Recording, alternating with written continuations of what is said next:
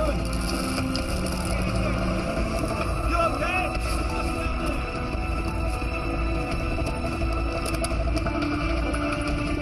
Send me down the computer. Here it comes.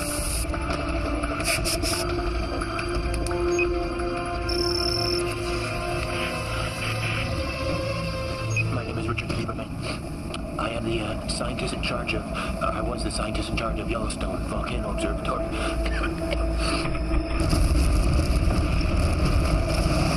I'm not sure what day it is, and I'm not precisely sure if the eruption is over. I'm trapped here in some kind of military installation in some goddamn part of Colorado. Got no food, got no power, and the asphalt has contaminated the water supply. The air is so thick with it that we can barely breathe. These men that I'm with, these think if we stay put that we're going to be rescued. But I honestly can't believe that we just watch and wait. We're as good as dead.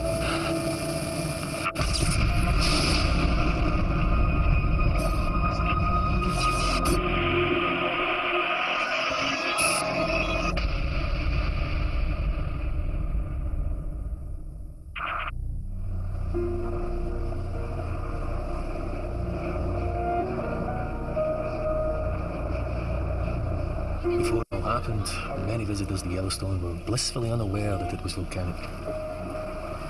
After all, where was the cone-shaped volcano, like Mount St. Helens or Vesuvius? They didn't realize that they were actually standing on top of it, that beneath their feet was one of the largest volcanoes in the world. The truth is, we were only just beginning to understand the workings of the park ourselves. And Virgil, the virtual geophysical imaging laboratory, well, that was going to help us. Or at least, that's what our boss, Michael Eldridge, tried to persuade the press. With it, we can input data from seismometers, GPS instruments, and video cameras strategically positioned around the park to produce a living, breathing 3D model of what's happening here at Yellowstone. Virgil can also help us to understand the park's beating heart. The vast reservoir of red-hot molten rock that lies just a few kilometers beneath where you're sitting now. The sleeping dragon that powers all of the geysers and hot springs, mud spots and steam vents that draw people here in their millions every year. Maggie Chin, KCVZ News, Salt Lake City. Hello. Hello. Your model is very impressive, sir. Thank you, Miss Chin. My question is, will it help? Help what, Miss Chin? Well, in the last decade, we've seen more and more ground uplift at Yellowstone. 12 feet, I believe, is the conservative estimate. Well, that estimate is not conservative. Nonetheless, many of your colleagues in the scientific community believe that it's one of many signs that an eruption is coming. I'm going to let Rick Lieberman, scientist in charge of the Yellowstone Volcano Observatory, deal with that one. Rick? Thank you. This is a sequence of Yellowstone's geological behavior over the past 100 years. Okay, here we go. You see, what we have beneath our feet here at Yellowstone is a type of volcano, a type of hidden volcano, referred to as a restless caldera. Caldera because you'll note it resembles the shape of a cauldron, and restless because it spends much of its life doing what you see it's doing right here. It's huffing and puffing as the magma and the hydrothermal systems beneath the ground rise and fall for reasons that we actually don't fully yet understand. This uplift that you've mentioned, Maggie, is very simply just a part of everyday life here at Yellowstone. So we're definitely not looking at an imminent super eruption.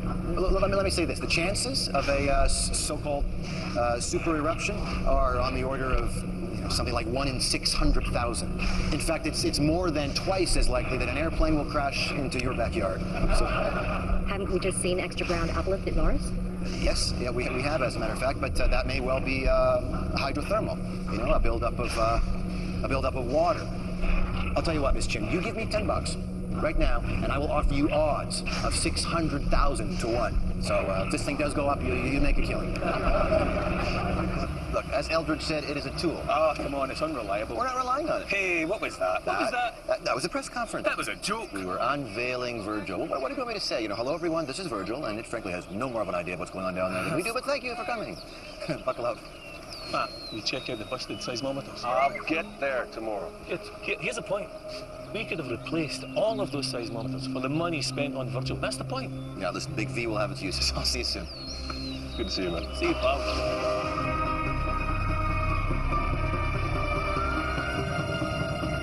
Listen, I need the coordinate to the Taiwan quake. Yeah. Kaohsiung region. Yeah. Hey. 57. Yep. 33. Okay. This thing takes up far too much space, you know.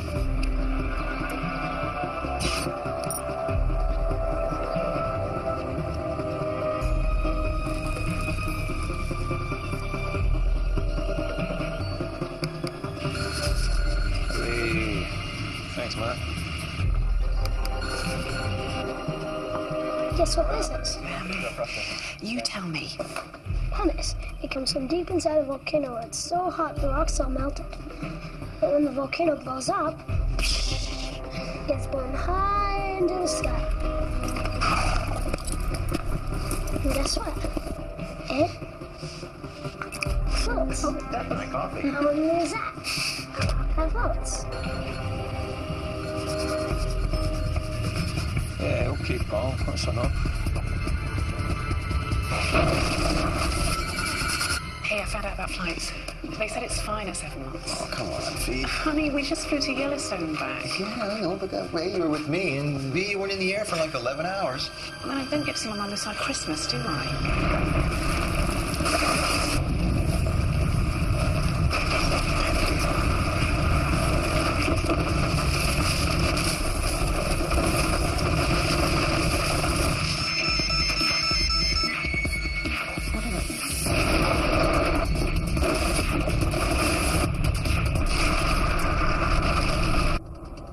We got a quake. I'll call you. I'll see you guys soon. This is Matt. What's the damage? Some broken glass. I'm sure nothing major. Okay, what do we got? Be in touch. 7.9. 10 kilometers beneath the South Arm Fork. Okay, I'm running a simulation. 6.9 at what? 10 kilometers beneath the South Arm Fork. That's confirmed, 6.9. Standing by for more data.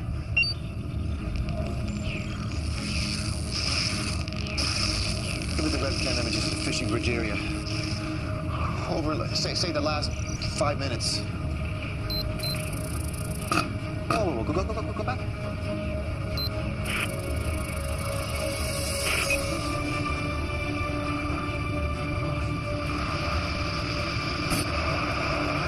Tell Matt I need to get to the other end of the lake. Where are you gonna be? I'm gonna be in my office.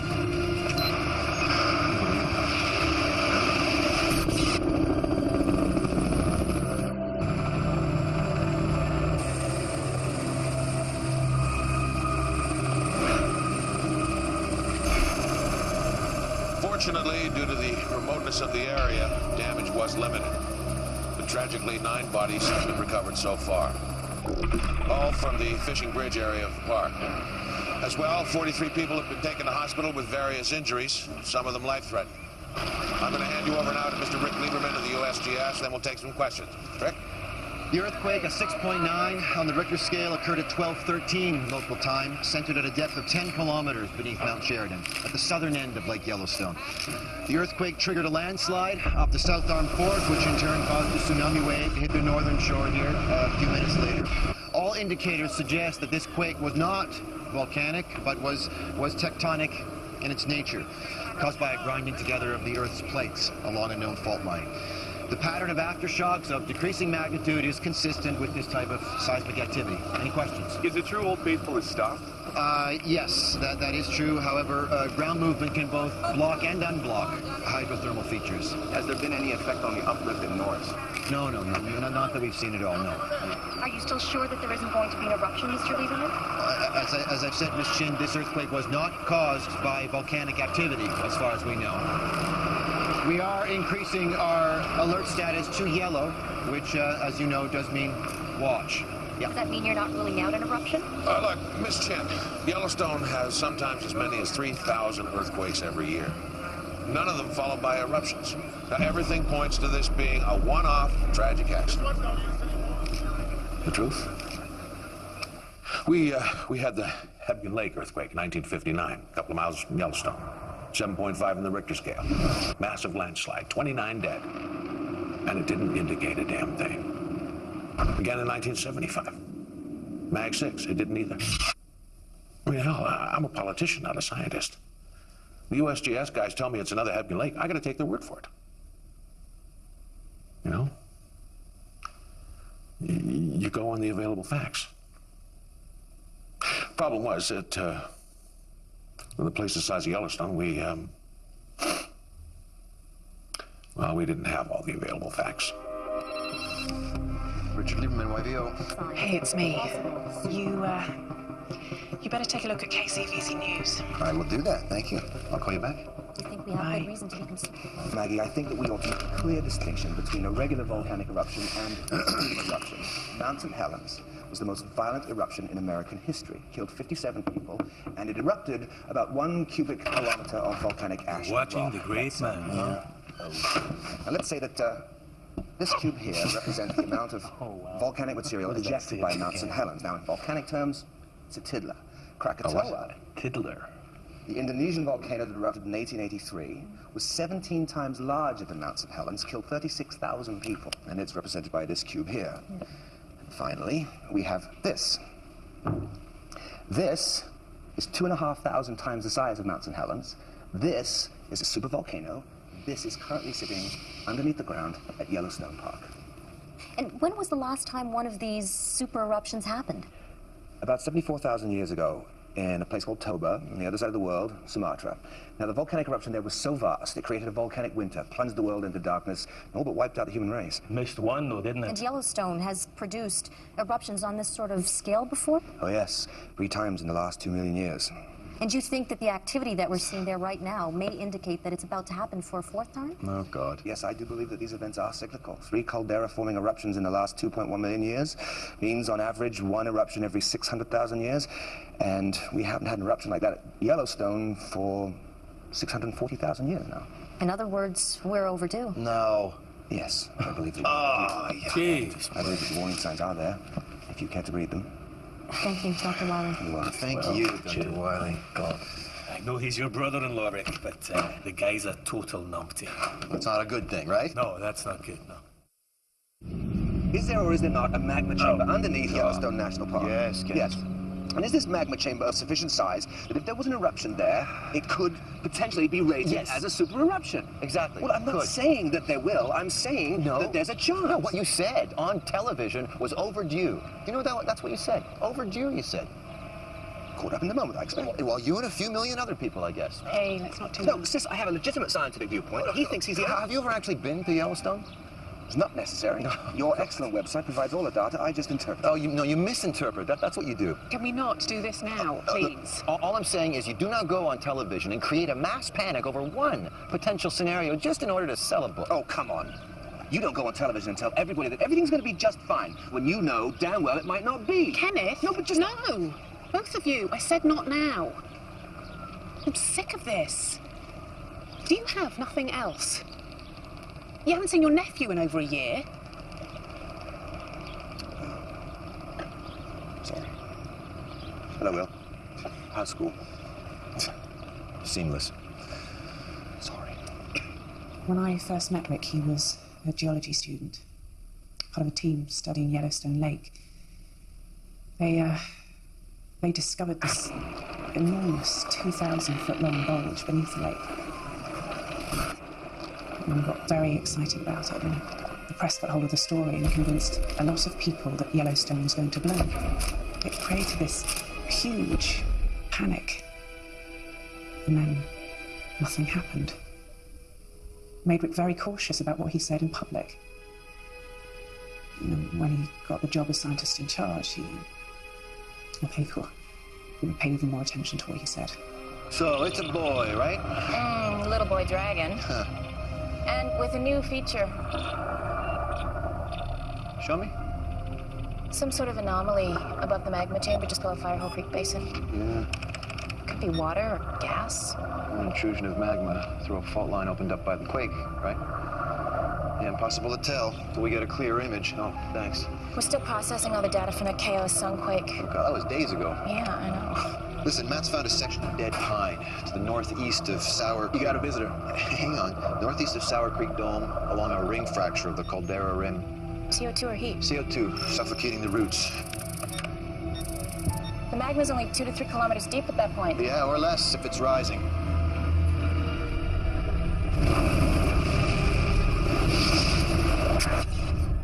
All right, so who is it? Wendy something from FEMA. Wendy Rice? The undersecretary in charge of the Federal Emergency Management Agency is here. You told her to wait in my office? You're fired, Dave. You can't fire me. Yeah, you're lucky that's true. I'm sorry. Ms. Rice. Hey, you've caught me off guard. Sorry. I'm Richard Lieberman. Yes, Rick, I recognize you from the television. Oh. Just call me Wendy. Thanks. Well, sorry about the mess, Wendy. No problem. It's been a busy couple of days. Please sit down. Yeah, I'm just going to cut to the chase, Rick. I want to know if we should be worried about this.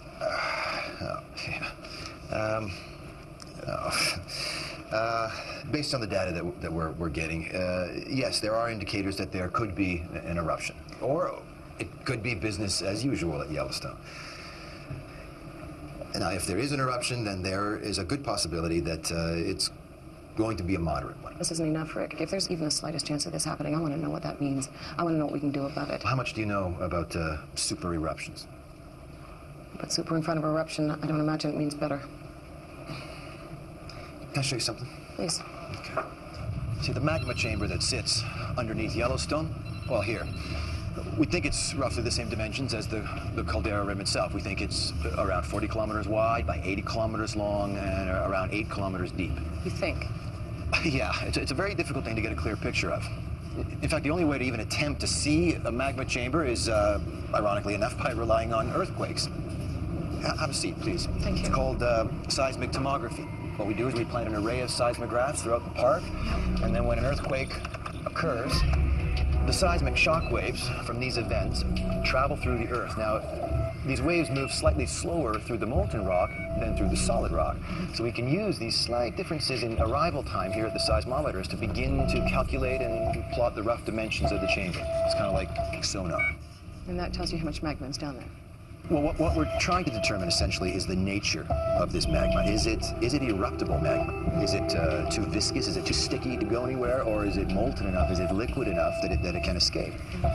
You know, we also want to know how it's situated in the chamber. Is it kind of spread out in individual pods or pockets throughout the chamber? Or, and this is what we don't want, is it accumulated in one place, sufficient enough that it could trigger a super eruption? Okay, let's talk worst case scenario. Okay, well, we have run some projections based on the first super eruption at Yellowstone 2.1 million years ago, essentially because this is the one we have the most data available on. Now, if the next one were to behave in a similar way, then we would be looking at between 2,000 and 3,000 cubic kilometers of rock, gas, and ash erupting across the United States in a pattern that looks like this. Zone 1 represents a 100-kilometer radius around Yellowstone. Basically, everything in this area would be completely wiped out by pyroclastic flows. That's the rock and ash that spills from the side of an eruptive column. That is a pyroclastic flow. These surges can travel up to 700 kilometers an hour. So, yeah, these journalists were very, very lucky. Now, out here in zones 2 and 3, virtually everyone and everything in these two areas will be trapped by extremely heavy ashfall. That's roughly 3 million people. Yeah. And here out in zone 4, we're talking about ashfall of around 15 centimeters. Now, 15 centimeters, that doesn't sound like a lot, but you add rain to 15 centimeters of volcanic ash, and that is certainly enough to collapse a roof. And then, you know, in zone 5, it gets down to around 5 centimeters of ashfall. This is a huge area, covering most of the grasslands, any animals that happen to be grazing there. And that's also the grain belt, of course, so that's all the food gone. And then zone 6, we tail down to around 1 centimeter of ash, extending out to the eastern seaboard. A centimeter. I read it takes just 1 millimeter to close an airport. Yeah, the thing that people don't understand about volcanic ash is it's not like ash from your backyard barbecue. It's rock.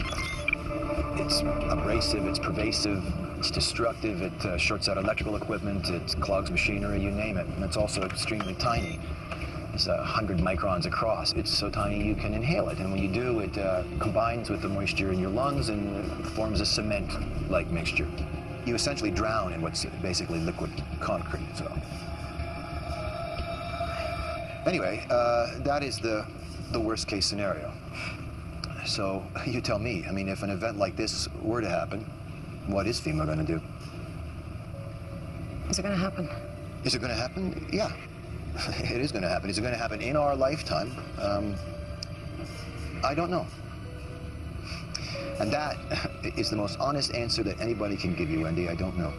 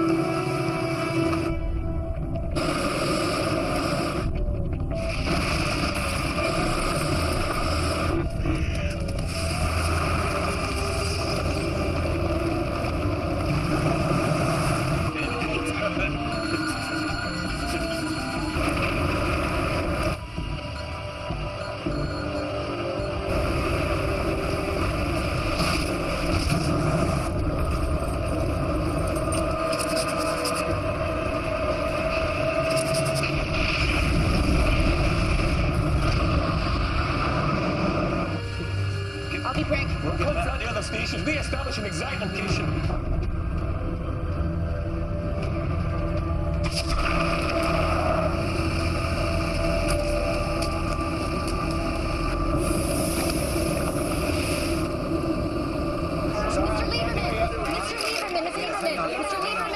Are you still denying the possibility of a super eruption? Norris, as I've said to you before, Miss Chin, Norris was a hydrothermal event, and by no means a surefire indicator of volcanic activity. And certainly not on the scale that you are referring to. Nevertheless, we have issued a code red warning because we don't take these things lightly. Yes.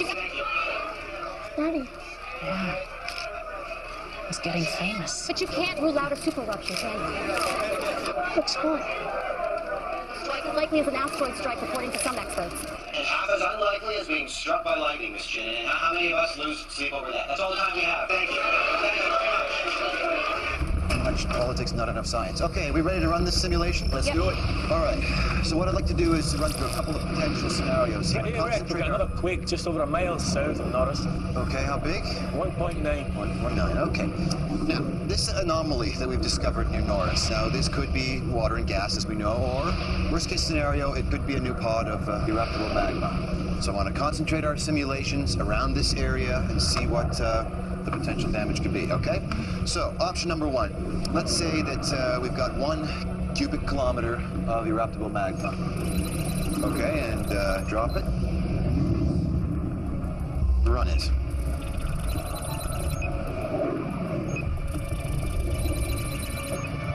No eruption. Based on option 1, seems not. All right, then let's keep all the other parameters the same, but increase it by 5, so we'll make it 5 cubic kilometers.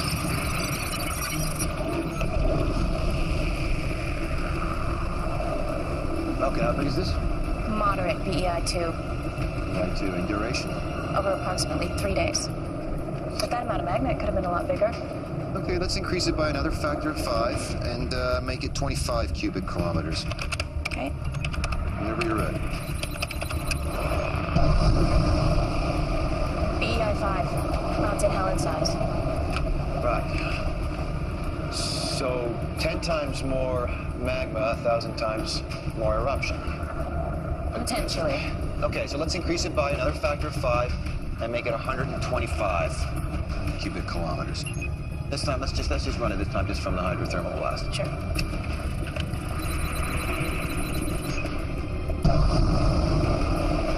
BEI5 again. Okay.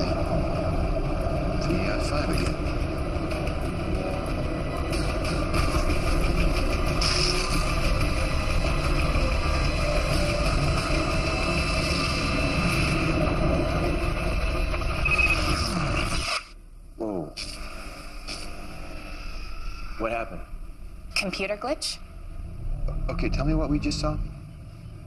All right, I'll say it. If we have a reservoir melt down there that's larger than 125 cubic kilometers, then this model is telling us that even a moderate eruption near Norris could destabilize the rest of the chamber and trigger a... VEI-8. Super eruption. That's great, great. And if frogs had wings, then they wouldn't bump their little green asses hopping around, eh? If there was a pocket of melt over 125 cubic kilometers, then a possible eruption at Norris may trigger further eruptions, which maybe, just possibly, could register as VEI-8. Brilliant, great. Jesus, you're letting yourself be spooked by a video game. Oh. How close are we here from Norris? 25 kilometers as per handbook rules. Exciting, huh? Oh, yeah. Very exciting. With any luck, it'll erupt while we have such a good view.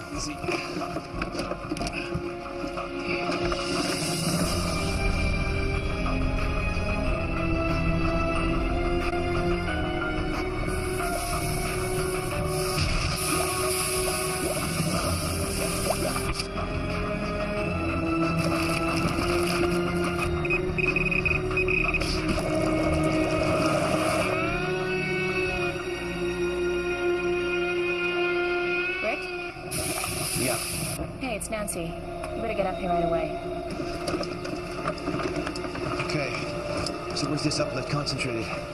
Here, Firehole River Basin.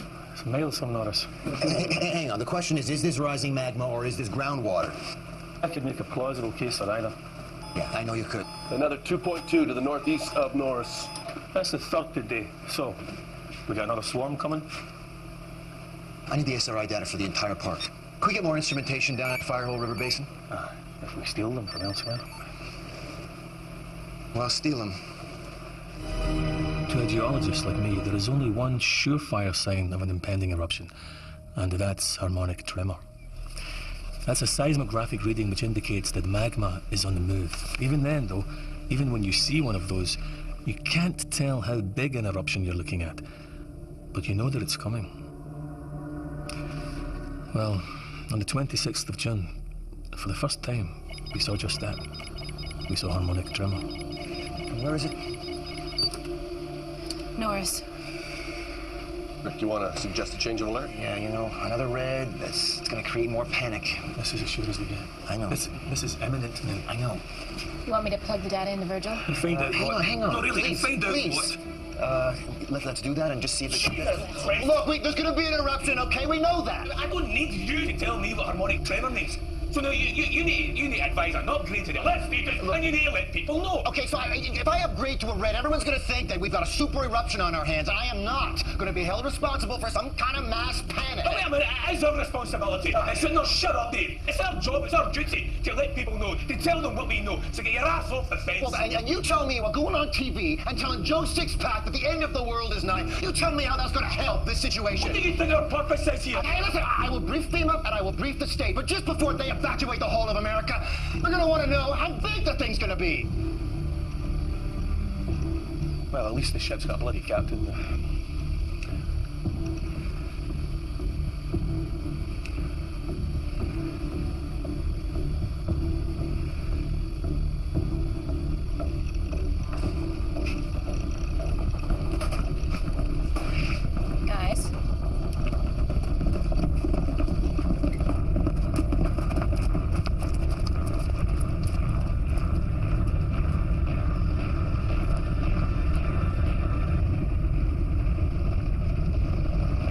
This is going to be big.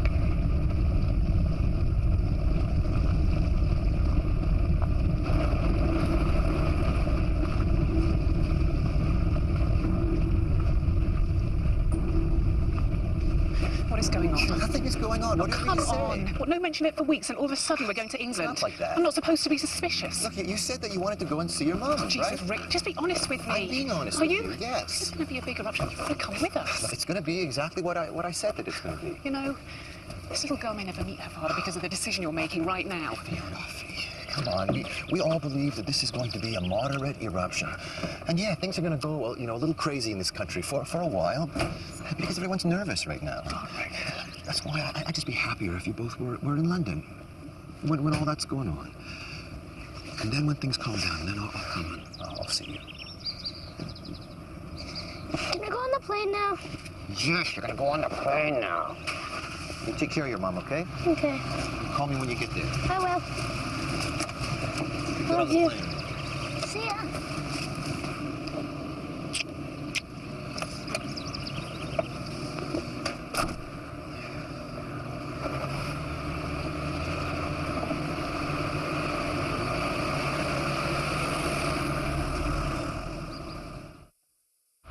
I'm going to refer you to our San Francisco FEMA office, and I want you to talk to Lisa Cochran. She'll be the one to direct any activity at that point. Okay. One moment. Bring the center screen volume up. A leaked email seen by KZVZ confirms that the U.S. Geological Survey expects an eruption anytime soon, possibly within hours, and possibly with devastating consequences for America and the world. Oh, God. I'm Maggie Chin with KZVZ News, reporting to you live from Yellowstone National Park. The radius of 100 miles around the park is being evacuated amid scenes of chaos and confusion. Highway 20, the main route linking West Yellowstone to Idaho Falls, is at a complete standstill. Meanwhile, towns and cities hundreds of miles from Yellowstone are under siege as panicked buyers stock up on provisions like canned foods and water.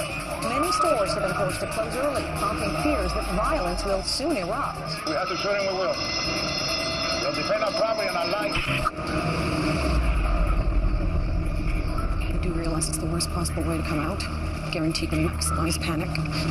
The story's been picked up by all major networks. Not just in this country. Oh, no, Wendy's. It didn't come from my end. Nor from Governor Marshall's office, nor from anyone here in Washington. Still, we have to deal with it. Sir, this is Rick Lieberman. Hey. Rick, Joe Foster, Secretary for Homeland Security. Michael, you know, of course. Hey. Governor Marshall should be joining us at any moment. Expect to see you here. Hello, everybody. Billy, glad you could join us. Half my state's about to be vaporized. I thought I should attend. Please have a seat. I'll get straight to the point. This leak hasn't just caused chaos here, but around the world. Well, it certainly didn't come from USGS. Nor FEMA. Yeah, all right, people, the buck is well past. Wherever it came from, the media have got hold of it, and now we have got to address it. So, Rick, what I'm going to ask you is very simple. I need you to make a statement ruling out the possibility of a super eruption. Well, ruling it out. Nothing bigger than Mount St. Helens. People would accept that, and it's what the evidence suggests. I can't. I beg pardon? Well, I'm sorry, I can't say that.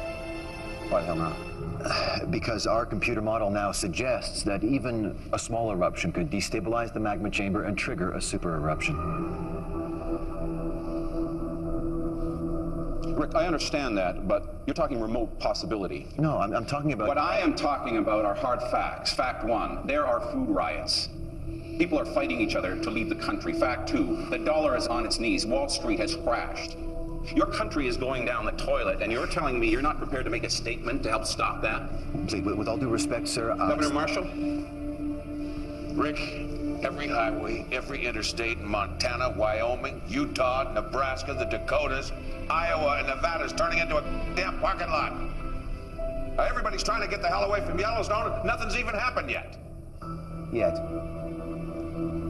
But the point is, Rick, even if the worst does happen, with clogging up the roads, screwing up the airlines, it's not going to do any of us any good. I appreciate that, Wendy, I do. But until I have something definitive, please don't make me make statements that are contrary to... You know as well as I do that harmonic tremor can stop as well as start. Mike. It's your responsibility. My responsibility is to tell the public and the landholders what is happening at Yellowstone. You know that. You used to know that.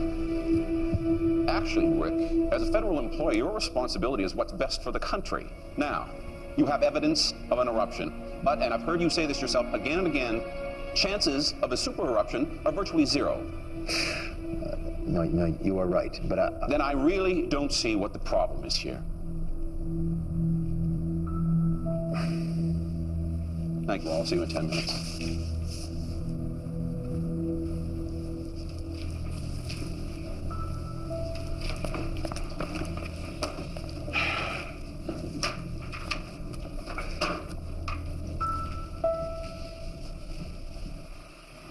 Well, tremor's strong and constant. I'm plugging the coordinates into the seismic image. Okay. Should give us a clearer idea where the magma is. Good, good. You got everything you need, Dave? I think so. Right, enough to get me going until you guys join me tomorrow. Oh, you'll be out here first thing. All right, don't leave it too long. Don't worry. Okay. You out of here? I'm out of here. You take care, man. Ladies and gentlemen, as you know, It's on TV. America and the world has been watching with growing anxiety the developing situation at Yellowstone National Park. After a full briefing from the U.S. Geological Survey, and in particular the scientist in charge at Yellowstone Volcano Observatory, Rick Lieberman, I can assure you all that after weeks of intensive monitoring at Yellowstone, they have gathered no evidence to suggest a so-called super eruption is imminent. Instead, the USGS believes that a small to moderate eruption, an event comparable in size to the eruption at Mount St. Helens in 1980, may be due. At this moment, we are taking the appropriate precautions in line with the scale of eruption. The evacuation of the Yellowstone vicinity is currently underway. For those in states bordering Wyoming, we ask you to follow standard state advice, remain indoors, seal all doors and windows, and stock up on sufficient food and water for 3 days. I ask my fellow Americans to stay calm and to use your usual good sense at this time. Thank you. Mr. Lieberman, up until now, you've been extremely measured in your statements about Yellowstone. Do you agree with Secretary Foster in what you just said now?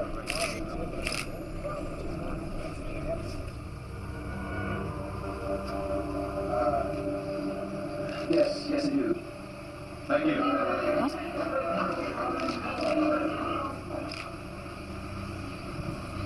Neil to put blast up in the wall. Flight HA356 to San Francisco. Hi. Towards the rear of the plane, left-hand side. Boarding pass, please. Oh. To left-hand side, sir, towards the rear of the plane. Okay, thank you. Hi. You sitting up here? Hello there. No, I'm back there. Important business in Washington, and USGS has you sitting in the back of the plane. I recommend a sweet publishing deal with a TV star like you. Yeah. Correct. Oh, yeah. I take it you had a gun to your head this afternoon? Yeah. You could say that. Fiona and William? Oh, they're on a plane to London. Oh, see ya. Hello there.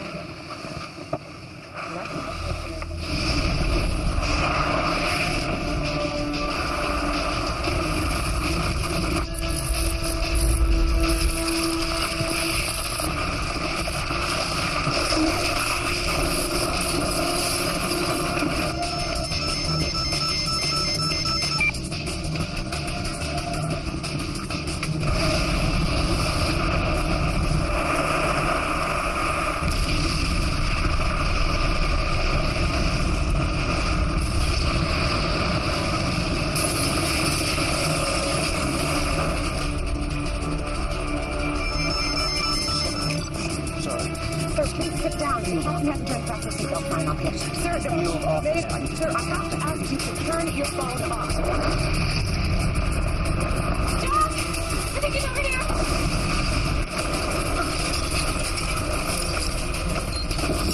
Don't touch my arm!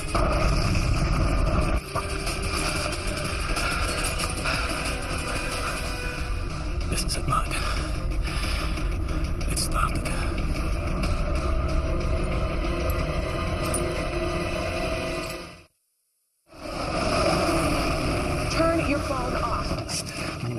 I'm the scientist in charge of Yellowstone Volcano Observatory. I'm receiving news of an emergency here that could affect the flight path and safety of this aircraft. Oh my God, has something happened? I need to speak to the captain, please. Okay.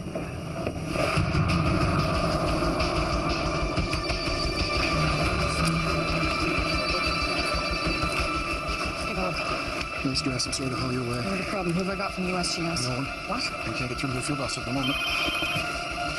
Okay, good. Michael Eldridge is on his way over.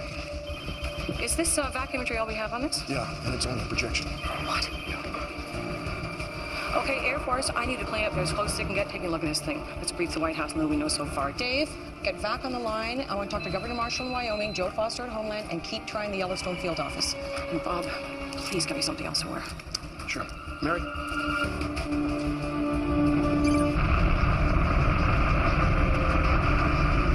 got the job.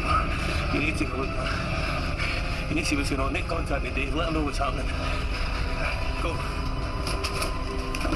Okay. There are two kinds of volcanic eruptions, red and gray. In a red eruption, the magma, it's actually called lava when it's erupted, flows freely from the ground.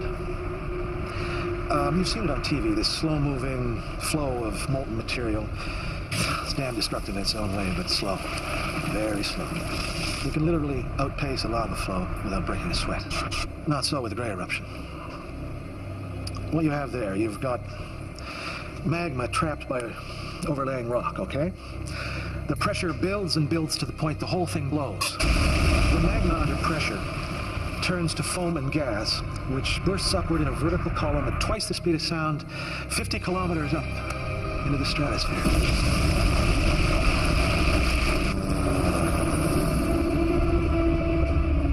Dave, come in, Dave. This is Matt. Damn it. Dave, this is Matt. Hey, Matt, it's me. I'm heading out to Bozeman. Where are you? Just to the northeast of Morris. What are you seeing? Oh, it's a single vent. Moderate size at the moment. How far from Bozeman are you? About an hour. Okay, listen. Rick is on his way back from Washington. We've got to shake it up pretty good back at the field office. It's completely down. What can you do for us? I'll be up and running in 30 minutes. It's been estimated that within the first hour, 100 million tons of pumice, rock and ash were ejected, powered out by something with the explosive force of 1,000 Hiroshima bombs. Then the wind carried the top of the column eastwards. Within an hour or so, pumice and ash began to fall in towns hundreds of miles away from Yellowstone. Cody, Billings, Idaho Falls, Bozeman, where Dave was. Can you give me a hand? I've just got a few things in the back of the truck to unload. Thanks a lot. Rick, it's Dave. Dave, listen. How's this seismic activity? This is a triggering eruption. Yeah, Matt said it's a single vent. Okay. Dave, I need to determine the size of this vent. I need to do that as soon as possible, all right? All the equipment's down, and Matt can't get a clear view from the chopper. Just put that down anywhere. I'm booting up a link to it. Please, tell me you have a high-speed data port. Oh, yeah, it's right over there. Oh, thank God. Thank you. Oh, sorry, Rick. Yeah. I'll have a satellite uplink in a few minutes. Should be able to see the ash cloud, and I'll patch it back. Okay, listen, Dave, I need you to talk to Michael Eldridge in Washington, okay? Get a hold of him, just, inform him about what's happening, and tell him that we need him to declare red level 3 emergency, all right? You got that? Red level 3. I got it. All right, and if this vent gets any bigger, anything else opens up, and I need to know about that, Dave. Will do, boss.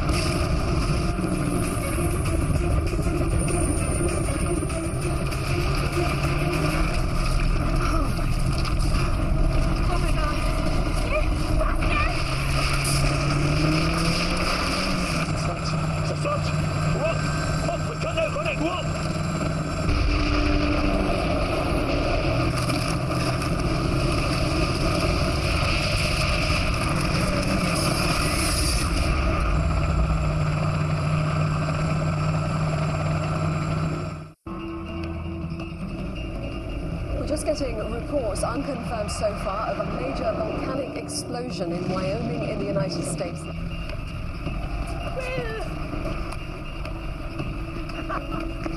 Early reports from Wyoming say the eruption has killed literally thousands of people. Many cities near the volcano in the Midwest have been destroyed. Authorities now fear a humanitarian catastrophe on an unprecedented scale.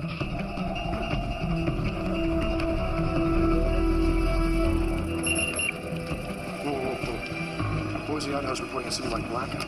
I'm getting reports of rolling blackouts west of Yellowstone. Ash fall on power and relay stations. Okay, tell our FEMA offices in Montana, Nebraska, Utah, and the Dakotas to shut down their power grids and switch to backup generators as of now, and make sure those generators are protected against the ash. Okay, I'd also advise them to shut down all air conditioning units. The ash will get everywhere. Okay. All federal buildings need to seal up and start recycling their clear air.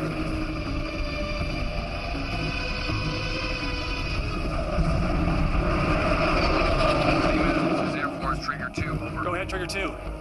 I'm now monitoring the eruption element, level 500. Indications are below about 290. The wind is westerly, but above that it veers around to 7 or northwest, over. Hank, you got those coordinates? 290, the wind is westerly.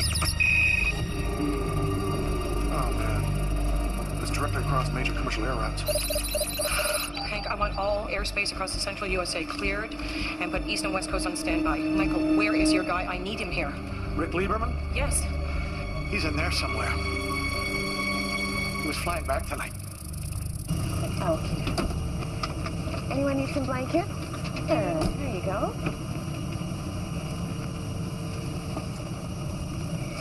So, it's a single vent. Single vent. Yeah. So Mount St. Helens, then. Yeah, like you said. Yeah.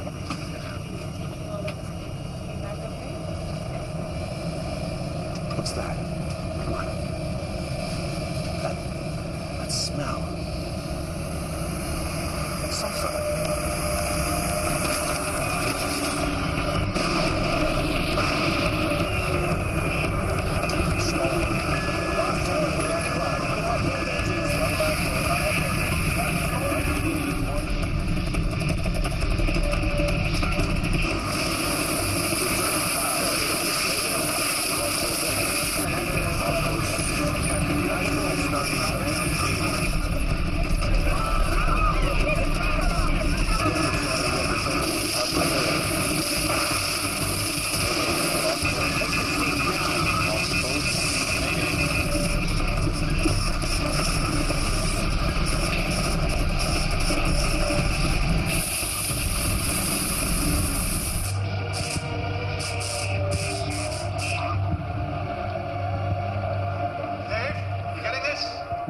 Yeah, I got it.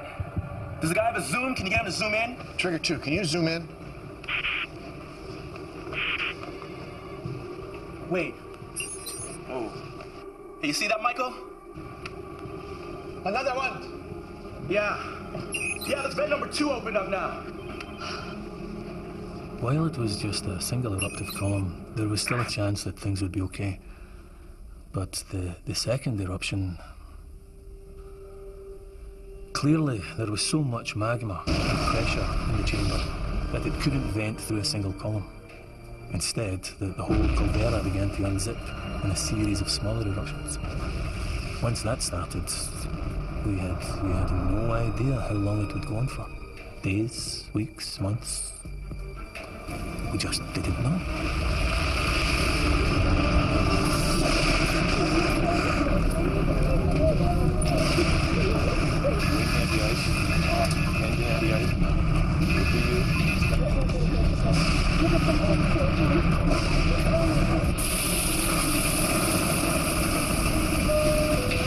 Ladies and gentlemen, this is Captain Frank. We'll very shortly be making a precautionary landing in Cheyenne. The ash cloud is blasted across the window. We're landing blind. Welcome back in the seat in front of you. Clasp your hand under your seat.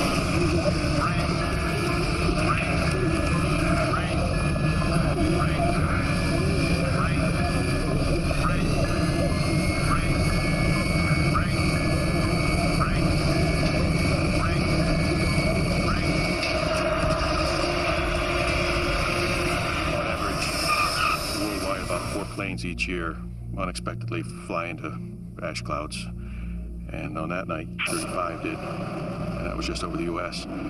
Flying into one of these ash clouds is worse than getting a dump truck full of sand thrown into your engines, because volcanic ash, well, it's rock. The ash melts over fuel nozzles, turbine, various engine parts. The really amazing thing is how often the engines survive and restart once you get back into clean air. So we were among the lucky ones. We got down in one piece. And by the time we did get down, no one else was taking off anywhere.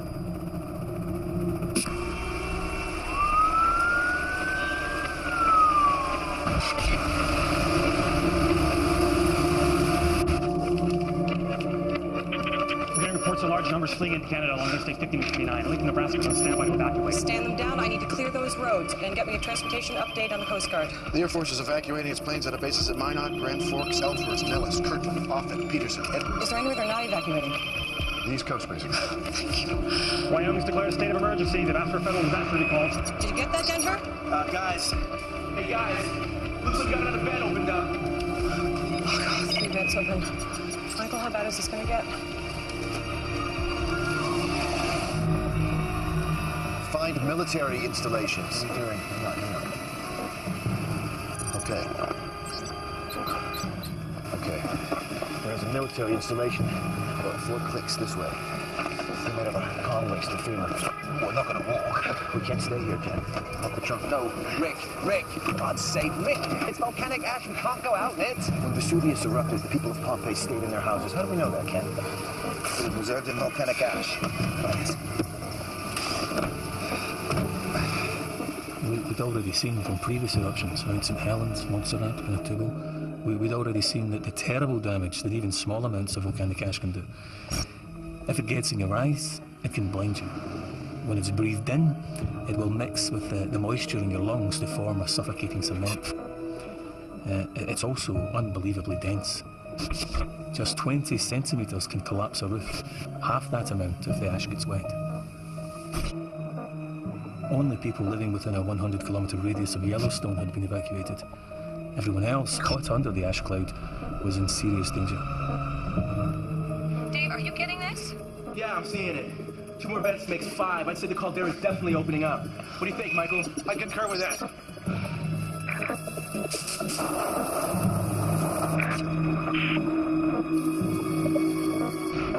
Dave, are we losing you? I believe that's here, on the roof. Hold on.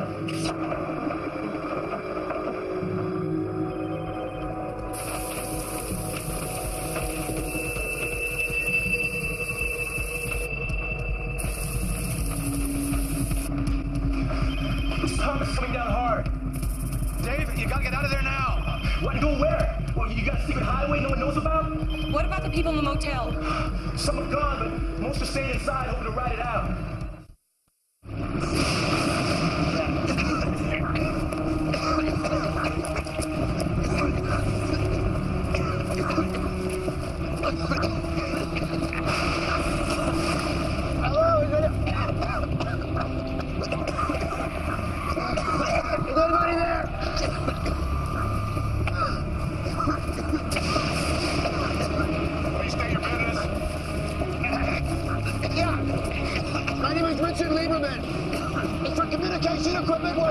Yes, sir, it is.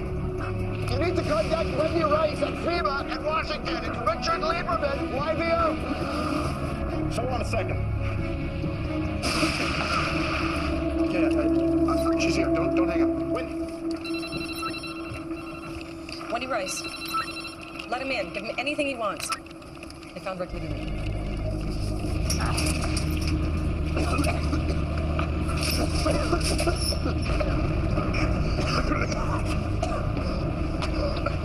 I'm Sergeant Jeffrey Johnson. Hope you guys understand the precautions. Thanks, guys. Thank you for letting us. There's water downstairs. Thank you. After you guys.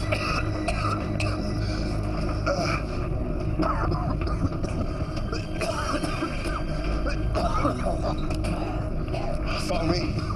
What is this place? It's an old Cold War bunker, sometimes used as a relay station for NORAD. Are you based here? No, sir. I just service the equipment. I told tour all these sites, spend 2-3 days in each one. You've got food and water. For 5 days, for one man.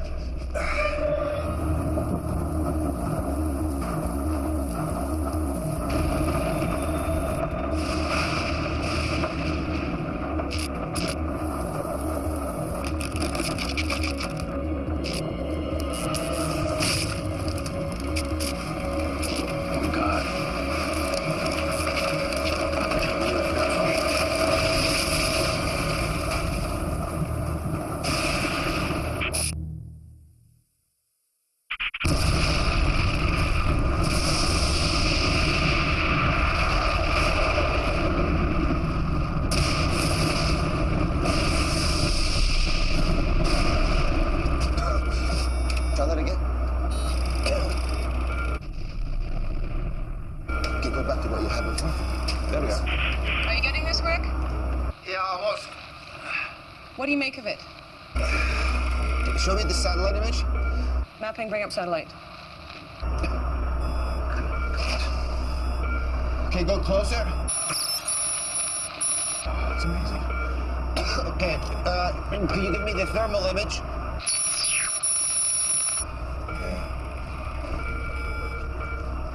Hey, Wiley, what's he doing? Gauging how big the eruption is. Trying to figure out how long it'll last. Well? Looks to me as if the various vents are beginning to define the rim of the new caldera. So I suspect that eventually they'll all merge to unzip themselves into a single massive vent. Rick, can you give me any idea of how long this eruption will last? Well, this looks about half as big again as the previous caldera, so I think you're looking at something 60 kilometers by 90 kilometers. I mean, we are looking at an event on the scale of the Huckleberry Ridge eruption. The first at Yellowstone, and the biggest. And? And if that ejected 2,500 cubic kilometers of material, then we have to make some kind of estimate for the rate of ejection, and then you do the math. And you've got your duration. Give me a figure, Rick. Say that again? A figure. Give me a figure. What, you want me to guesstimate? Yes. We're looking at a duration of between 5 and 9 days. But it doesn't matter how long it lasts. When you make no mistake, we are looking at a VEI here. So there's no question anymore. What happened? That's the link. Let's get that signal back. VEI 8, Michael. Super eruption. Yeah, the worst case scenario. No, it isn't. John Galvin, he was at the field office when the eruption started. The worst case scenario isn't a super eruption. The worst case scenario is a super eruption which goes on and on. If a volcano ejects more than 1,000 cubic kilometers of magma, it's a VEI 8. The magma chamber under Yellowstone has the capacity of 25,000 cubic kilometers. The problem is, we don't know how much of that is eruptible magma. But that is what will dictate whether this eruption goes on for days or for weeks.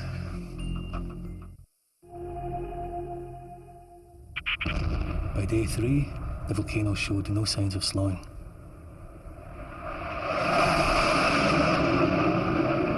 The ash cloud had covered 3/4 of the United States.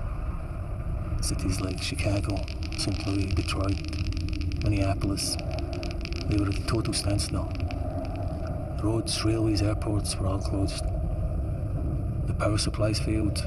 The water was polluted.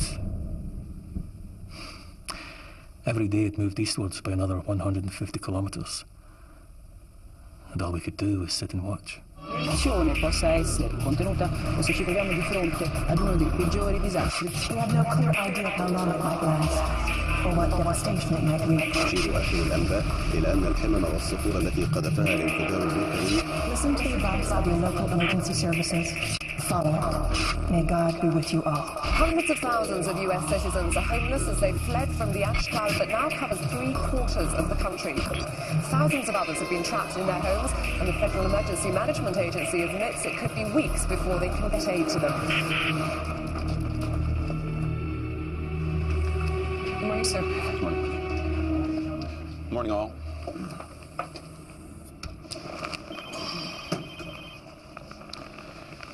1 hour ago, Air Force One took off from Andrews en route to a military bunker in Florida.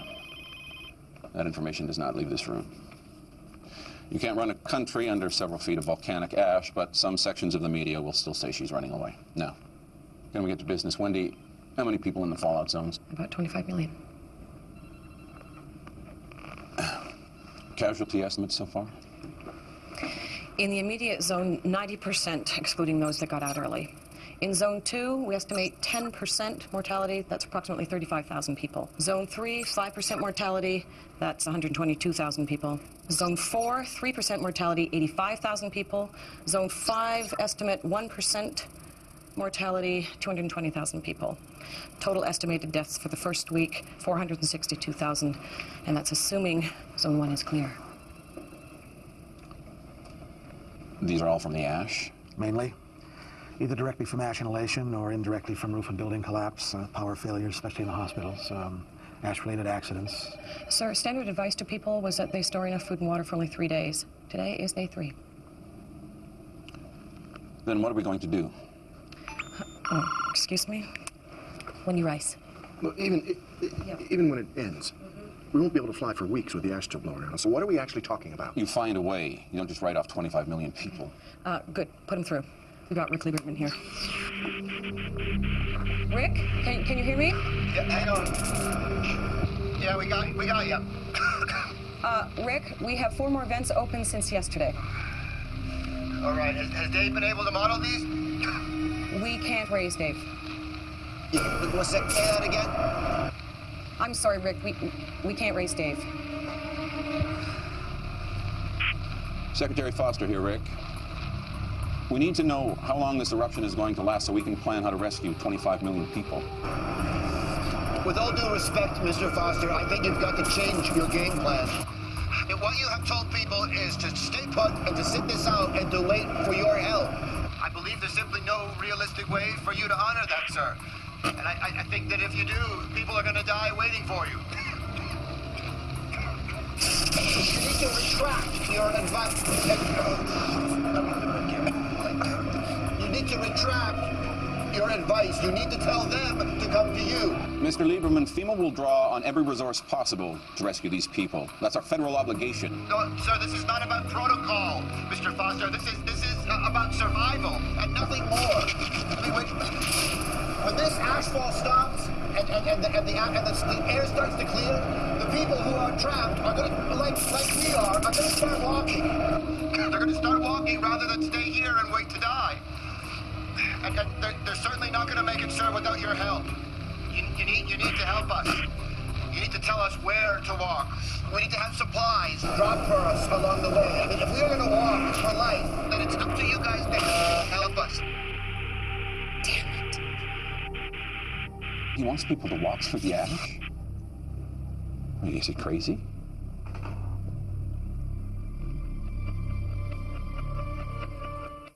I just keep thinking, could I have done something different? Should I have done something different? Just been more decisive or stronger if I could have, made the call earlier. Maybe that would have changed things. Maybe that would have saved some lives. I guess that's up to other people to judge. And my family, it's them who will be left with the fallout. These men that I'm with, they think that if we stay put, that we're going to be rescued. But I honest to God believe that if we wait, if we just watch and wait, I honest to God think that we're as good as dead.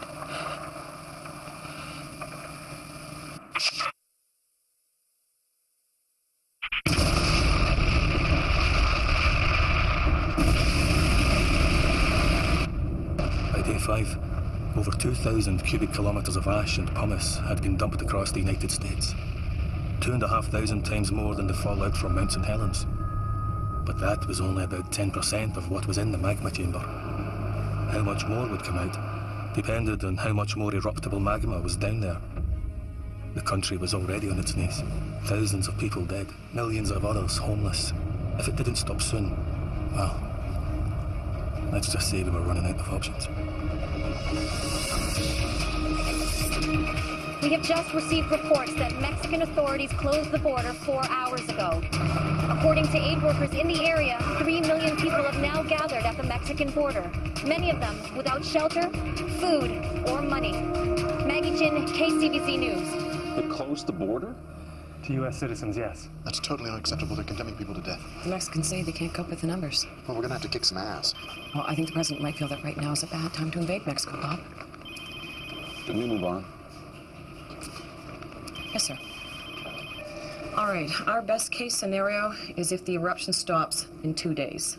If that's the case, access to zones 1 and 2 won't be possible until at least 3 to 4 weeks after that. So it's unlikely we'll find any survivors. We can start supply drops into zones 3 through 5 about 2 weeks after the eruption ends if the weather is with us. But it's going to have to be piecemeal, depending on whether the satellite can find clean skies for the aircraft. That's too long. What about Rick's walk to life? We can't advise people to walk through the ash. It's just too dangerous. So we're asking people just to sit there and starve to death? There are hundreds of thousands, maybe millions of people stumbling around out there, looking for help.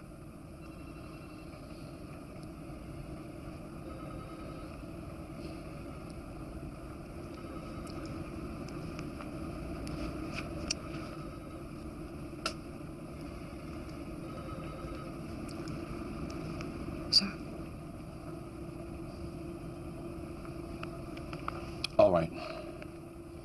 We'll go with walk to life. I need to hear a plan out of this room as to how to do that fast.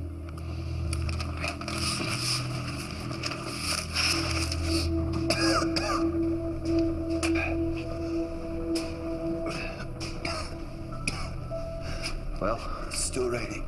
Ash? Save the battery. We're gonna need it outside.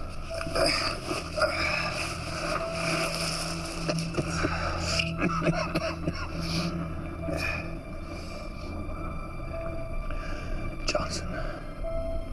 Yeah. Would the Air Force be looking for you? For me? Yeah, you know. But you've no man behind all that. That's the Rangers. So the Air Force does leave men behind? I guess. I should have joined the Rangers. Cheyenne's our best bet. We should head there. FEMA knows we're here. They'll send somebody, Kenny. FEMA's got 25 million people to save. By the time they find us, we'll have starved to death. Not if we eat Johnson. Try it, man. Definitely a book in this when we get along. Oh, I don't know. One doesn't like to say I told you so.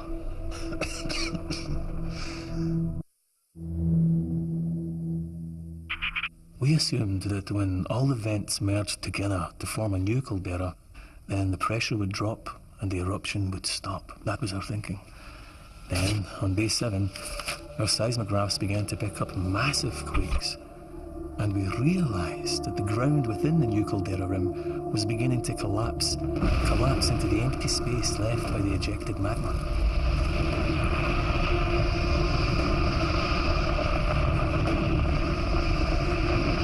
That's all the major drop points. The Pentagon has 45,000 pallets, 800 planes, and 560 choppers ready to go as soon as it's safe to fly. Information leaflets? With the ash jumpers and all the pallets. You need to see this.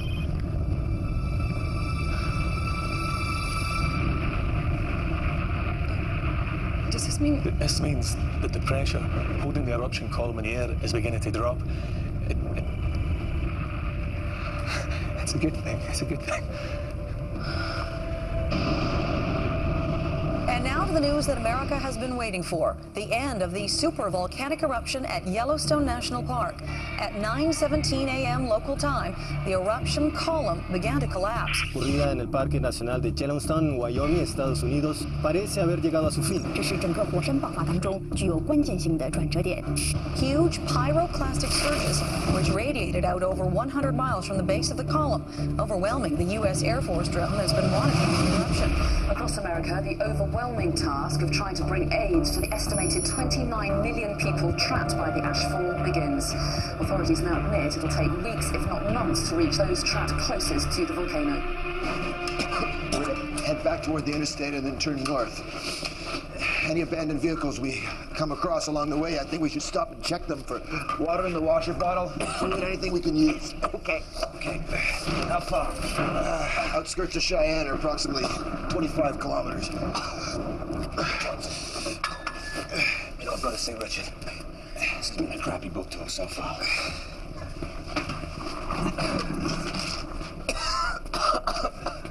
Flashlight. Ready? Okay. Come on now. Okay.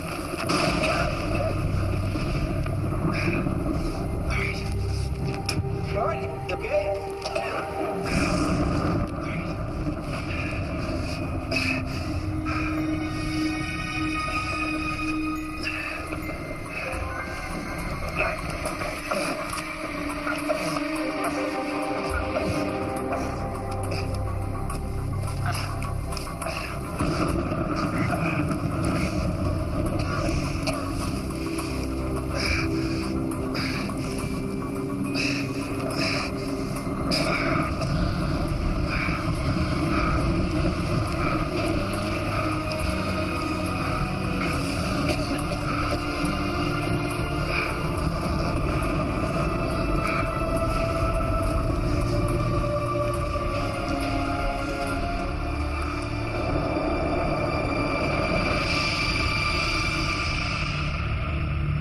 It used to be BC and AD, before and after Christ.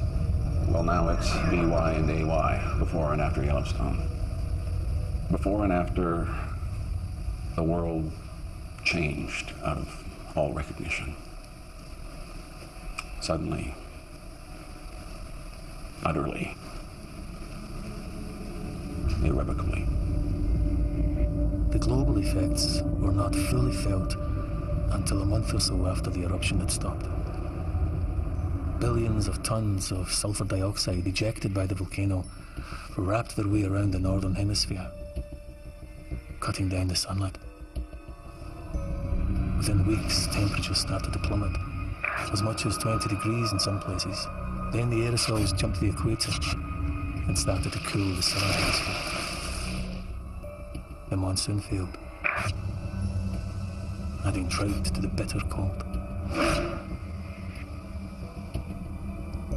Climatologists say it will start getting better in a few years. But let's just say, I don't think I'll live to see another tan.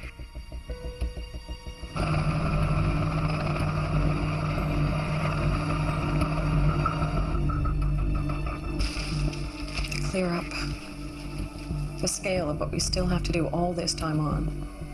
80% of the USA covered by ash. 20% rendered unusable or uninhabitable. Cities and towns permanently abandoned. Billings, Cheyenne, Denver, Salt Lake City. I don't know how we kept going, to be honest. I mean, just the animals. The livestock. Millions dead. Rotted where they fell. And the people.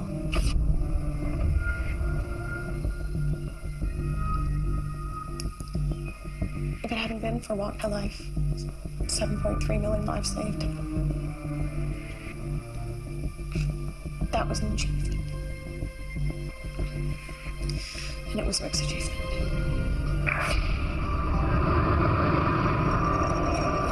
Not knowing was the hardest part. He called from Cheyenne, from the airport, with Ken. And then I didn't hear anything. Until Michael Eldridge called from FEMA to say they were in this bunker place.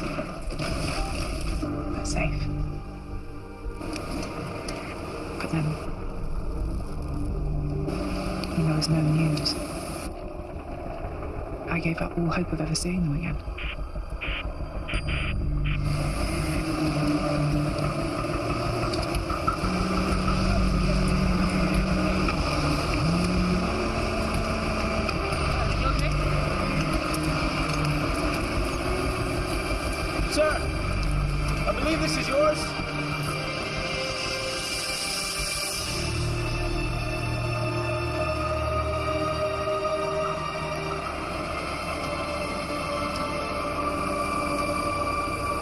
did I choose to come back?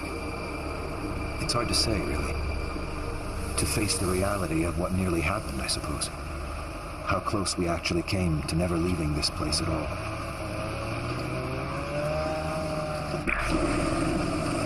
We were picked up in Cheyenne. And when the ash finally stopped falling, we were transported to Denver, where we waited with thousands of others for our turn to be rescued. It would be 3 months until the transatlantic routes opened up again, and I made it back to my family in England. But I soon realized I couldn't stay there. Not until I'd seen for myself what had happened to Yellowstone. The place I'd spent my whole life trying to understand.